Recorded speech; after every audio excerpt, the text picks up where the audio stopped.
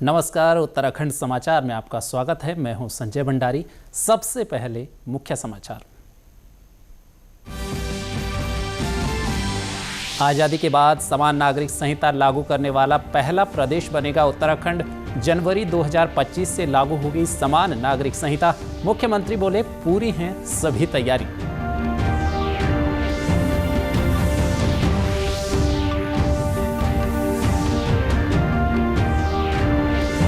चंपावत जिला अस्पताल में विशेषज्ञ डॉक्टरों की कमी दूर करने को शासन की कवायद। रोस्टर के आधार पर की जा रही तैनाती। स्त्री और बाल रोग विशेषज्ञ दे रहे सेवाएं।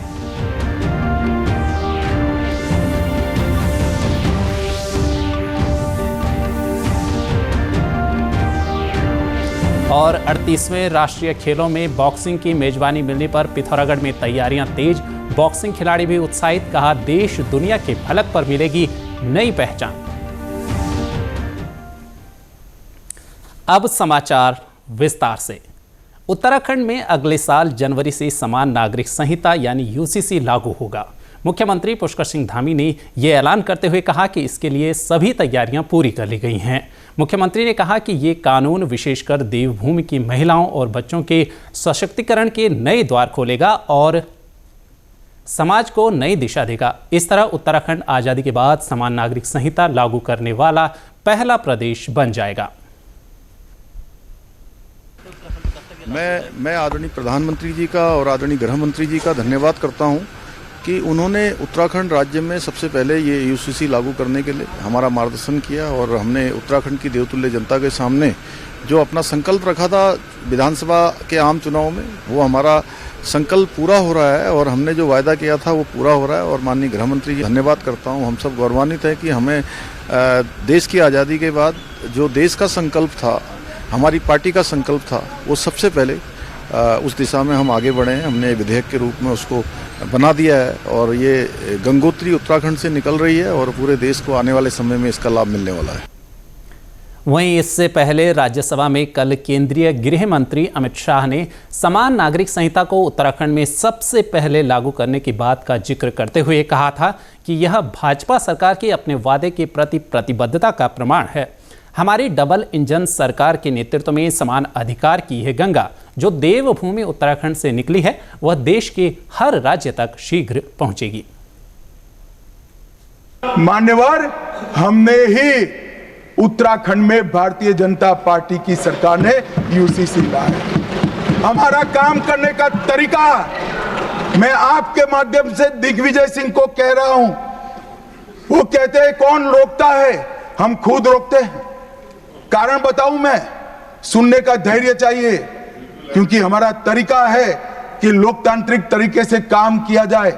समाज के जीवन में इतना बड़ा सामाजिक बदलाव करने वाले कानून को उत्तराखंड सरकार ने मॉडल कानून के रूप में पारित किया है।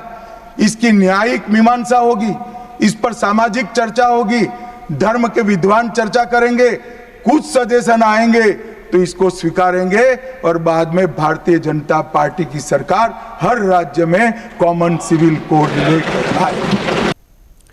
आपको बता दें कि आज देहरादून स्थित सचिवालय में उत्तराखंड निवेश और आधारिक संरचना विकास बोर्ड UIIDB की बैठक के दौरान मुख्यमंत्री धामी ने कहा कि प्रदेश सरकार अपने संकल्प के अनुसार समान नागरिक संहिता लागू करने की दिशा में होमवर्क पूरा कर चुकी है। मार्च 2022 में प्रदेश में नई सरकार बनने के बाद मंत्रिमंडल की पहली बैठक में ही इसके लिए एक विशेषज्ञ समिति गठित करने का निर्णय लिया गया था। इस क्रम में सेवानिवृत्त न्यायाधीश रंजना प्रकाश देसाई की अध्यक्षता में 5 सदस्यीय विशेषज्ञ समिति का गठन किया गया। समिति की रिपोर्ट के आधार पर 7 फरवरी 2024 को राज्य विधानसभा से समान नागरिक संहिता विधेयक 2024 पारित किया गया। इस विधेयक पर महामहिम राष्ट्रपति की सहमति मिलने के बाद 12 मार्च 2024 को इसका नोटिफिकेशन जारी किया गया। इसी क्रम में समान नागरिक संहिता उत्तराखंड 2024 अधिनियम की नियमावली भी तैयार कर ली गई है। इस तरह उत्तराखंड अब जनवरी से समान नागरिक संहिता लागू करने के लिए पूरी तरह तैयार है। मुख्यमंत्री ने अधिकारियों को निर्देश दिए कि संहिता के प्रावधान लागू करने के लिए कार्मिकों का समुचित प्रशिक्षण देने के साथ ही सभी तरह की आधारभूत सुविधाएं जुटा ली जाएं। साथ ही अधिक से अधिक सेवाओं को ऑनलाइन रखते हुए जनसामान्य की सुविधा का ख्याल रखा जाए। मुख्यमंत्री ने कहा कि आमजन की सहूलियत को ध्यान में रखते हुए समान नागरिक संहिता लागू करने के लिए एक पोर्टल और मोबाइल ऐप भी तैयार किया गया है, जिससे पंजीकरण, अपील जैसी सुविधाएं ऑनलाइन माध्यम से उपलब्ध कराई जा रही हैं। और अब रुख अगली खबर का। चंपावत जिला अस्पताल में विशेषज्ञ डॉक्टरों की कमी को अब रोस्टर के आधार पर पूरा किया जा रहा है, जिसके तहत अस्पताल में अब अन्य जिलों के स्त्री रोग और बाल रोग विशेषज्ञ डॉक्टर रोस्टर के आधार पर अपनी सेवाएं दे रहे हैं। महानिदेशक चिकित्सा स्वास्थ्य एवं परिवार कल्याण के आदेश के तहत 3 जिलों के 8 स्त्री रोग विशेषज्ञ और 4 बाल रोग विशेषज्ञ समेत 12 चिकित्सक रोस्टर के आधार पर 10 व 15 दिन जिला अस्पताल में अपनी अपनी सेवाएं देंगे। इससे जिला अस्पताल में विशेषज्ञ डॉक्टरों की कमी पूरी हो सकेगी। जिला अस्पताल के अधीक्षक डॉक्टर H.S. हयाकी के मुताबिक बाल रोग और स्त्री रोग विशेषज्ञों की कमी को पूरा करने के लिए शासन द्वारा यह रोस्टर के आधार पर डॉक्टरों की तैनाती के आदेश दिए गए हैं। स्त्री रोग विशेषज्ञ 10 दिन और बाल रोग विशेषज्ञ 15 दिन अस्पताल में अपनी सेवाएं देंगे, जो आदेश के तहत मार्च तक लागू किया गया है। शासन के द्वारा जो है डीजी स्तर से एक रोस्टर जारी हुआ है, जिसमें स्त्री रोग विशेषज्ञ और बाल रोग विशेषज्ञ की तैनाती की गई है। वो भी रोस्टर प्रणाली में कर रखा है। और कि स्त्री रोग विशेषज्ञ का 10 दिन का वो है टाइम, और उनका जो है 15 दिन का, बाल रोग विशेषज्ञ का 15 दिन। इस रोस्टर के आधार पर जो है मार्च तक का रोस्टर बन चुका है, हमें प्राप्त हो चुका है और उसी सीक्वेंस पर लोग आते रहेंगे। वहीं हल्द्वानी महिला अस्पताल से आई विशेषज्ञ डॉक्टर रेणु अग्निहोत्री ने बताया कि चंपावत जिला अस्पताल में बाल रोग विशेषज्ञ के पद के लिए उनकी रोस्टर के आधार पर नियुक्ति हुई है। वो 15 दिन चंपावत जिला अस्पताल में अपनी सेवाएं देंगी। मैं doctor Renu Agnihotri female hospital Haldwani से आई हूँ और यहाँ चंपावत जिला अस्पताल में मेरी नियुक्ति हुई है 15 दिन के लिए रोस्टर बेसिस पे, क्योंकि यहाँ पे बाल रोग विशेषज्ञ नहीं है। तो फिलहाल 15-15 दिन के रोस्टर पे अलग अलग जगह से यहाँ पे पीडियाट्रिशियन की तैनाती की गई। तो उसमें मैंने 16 तारीख को ज्वाइन किया है, 15 डेज 15 दिन की। वहीं चंपावत जिले के पाटी विकासखंड में सड़क हादसे में 8 लोग घायल हो गए हैं, जिनमें 2 की हालत नाजुक बताई जा रही है। जानकारी के मुताबिक गागर में एक बोलेरो खाई में गिरने से ये हादसा हुआ। आज सुबह 8:40 पर रीठा खाल से पाटी आ रही बोलेरो गागर में मोड़ पर बेकाबू होकर सड़क से लगभग 150 मीटर नीचे गिर गई। घटना की जानकारी मिलते ही पुलिस और प्रशासन की टीम मौके पर पहुंची और सभी घायलों को तत्काल प्राथमिक स्वास्थ्य केंद्र पाटी लाया गया, जहां से उन्हें जिला अस्पताल चंपावत के लिए रेफर किया गया है।